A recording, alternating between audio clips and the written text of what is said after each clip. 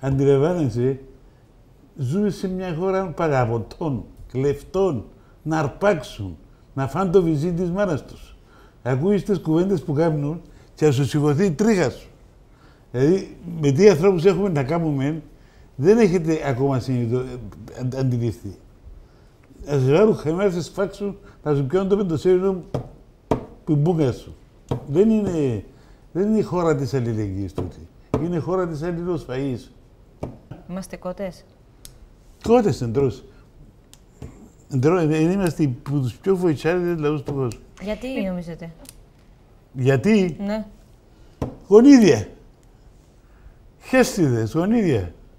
Αντιλαμβάνεσαι ότι αρκέψαμε να πατήσουμε που τη στιγμή που αρκέψαμε να τα τρώμε. Που στην αρχή που αρκέψαμε να κλέφτουμε. Που την αρχή που κάθε Κύπρος έρκεψε να γίνει ένας μικρός κλέφτης. Τότε έρκεψαν να πάνε πράγματα. Πια στους κυβερνητικούς υπαλλήλους.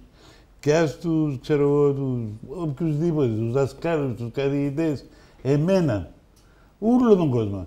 Θα δεις ότι όλοι προσπαθούν να βγάλουν, να κάνουν, να δείξουν κάτι της, το κάτι της τους.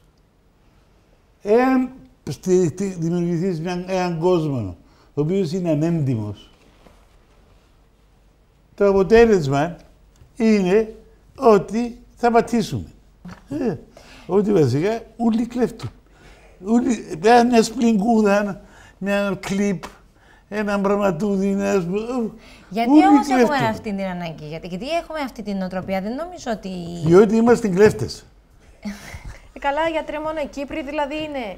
Είμαστε κλέφτες, δηλαδή... Κοίταξε, ρε κουμπάρι, ας πούμε παραδείγματος χάρη οι Σουηδοί, ναι, είναι πιο έντιμοι από τους Κύπριους.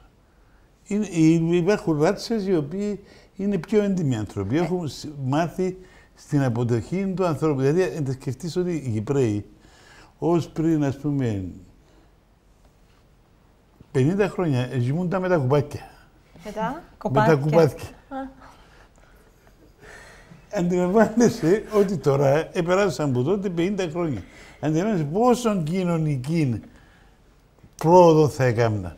Έφτασα στο σημείο να κλεφτούν τις τσούρες.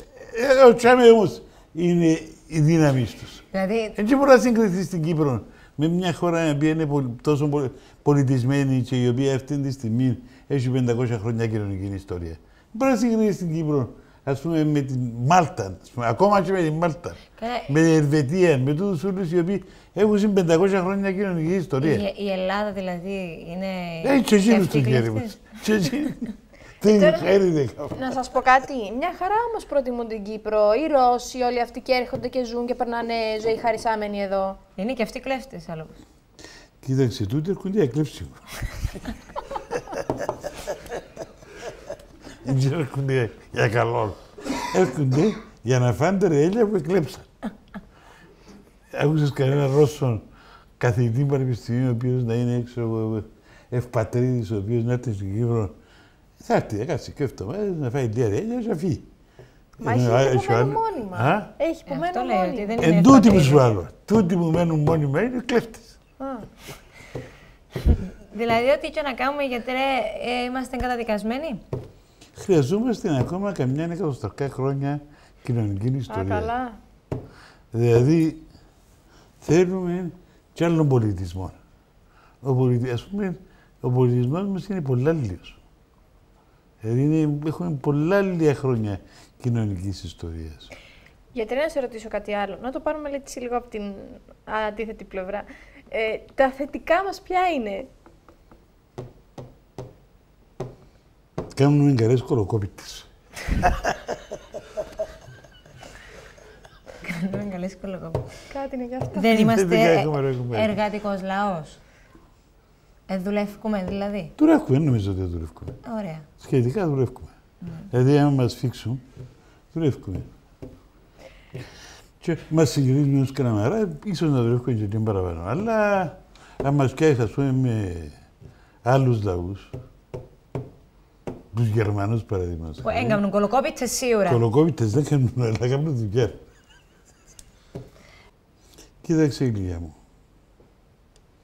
Αυτή τη στιγμή 5.000, 10.000 μόνο, Στέφανη, πιάσαν μας και κλουβκέσαν μας. Και πια καταστρέψαν μας. Συνάξαν τα ριάκια μας, εξευτελίσαν μας, χάσαμε την αξιοπρέπεια μας, εκάντησαμε κλέφτες, παγαπώντες, δεν έχουμε ένας εμπιστοσύνη του άλλου, ο καθένας κλαπώνει τον άλλον. Όλοι γλύφουν, όλοι ανακατώνονται, έχει 5 κυβέρνητες που δουν στους πολιτικούς και βρουν τους παιδούς και γλύφουν τους. Είναι ένας λαός χωρίς υπόσταση, χωρίς αξιοπρέπεια. Πώς θα επιστρέψουμε πίσω? Τι θα γίνει, πρέπει να γίνουν ριζικές αλλαγές. Οι ριζικές αλλαγές που πρέπει να γίνουν είναι στην νοοτροπία μας. Πώς αλλάζει η νοοτροπία? Δεν είναι ούτε στο πετρέλαιο, ούτε στο τέτοιο. Στην νοοτροπία μας. Πρέπει να αλλάξει η νοοτροπία μας. Πρέπει να σταματήσουμε να κλέφτουμε, πρέπει να γίνουμε έντιμοι και πρέπει να συνεχίσουμε να έχουμε κάποια αξιοπρέπεια. Τουλάχιστον κάποια. Όχι πολύ αξιοπρέπεια. Κάποια αξιοπρέπεια. Εμείς δεν έχουμε καθόλου αξιοπρέπεια. Είναι στοιχεία στο παζάρι, καμιά φορά. Ο καθένας καρφώνει τον άλλον. Ο καθένας να φάει τον άλλον. Ο καθένας πατά τον άλλον μες στο λαιμό για ευκαιρία πάνω. Και έξω στη δουλειά σου να μπει. Δεν ξέρω αν και πάει μακριά. Είναι παντού. Είναι διάφοροι να μας σώκα. Καλά να πιστέψω ότι σε άλλες χώρες δεν συμβαίνει αυτό. Όχι ρε κουμπάρε, συμβαίνει αυτό. Συμβαίνει ας πούμε σε κάποιον ποσοστό. 5%. Δηλαδή συμβαίνει στο 200%. Έτσι πώς έτσι συμβαίνει. Συμβαίνει. Και εκεί μέσα κλέφτουν, και εκεί μέσα έχει που σε κακολογούν και να σε... Αλλά δεν είναι ο κανόνας, είναι η εξαίρεση. Τα μέσα δά είναι ο κανόνας. Και πώς αλλάζει μια νοοτροπία ενός λαού, γιατρέ? Ο Θεός και η ψυχή τους, ξέρω εγώ. Παίρνουμε τους στον Άι Μάμα. This is type.